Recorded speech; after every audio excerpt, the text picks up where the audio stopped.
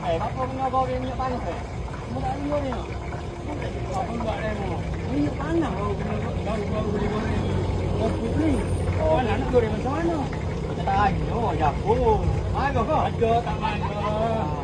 Ada mangga? Panas. Yang mangga ni? Ada. Apa yang lembu kan? Lembu ni maknanya dia dah masak. Maknanya dia dah boleh lah. Boleh lah. Kalau yang kecil ni tak masuk. Tak masuk. Andai katalah. Saya makan. Cuma panas. Panas kejap? Panas weh.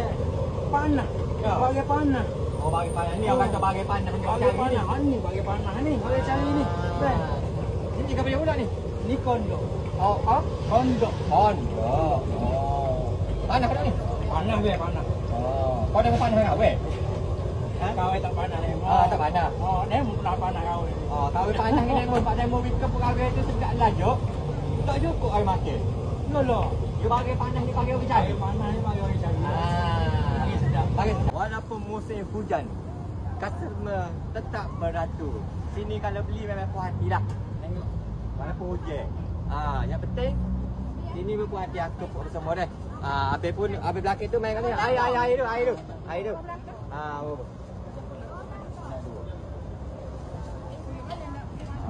Okey, pelbagai air ada. Yang paling penting air sini pelbagai meja, perisa apa semua.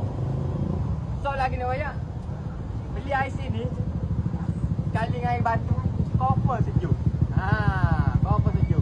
Oh tadi panas. Ni sejuk. Air dia memang premium lah. Tak percaya tengok kan. Air sampai dia, jumpa botol dia banyak lah. Harga dia RM3 only.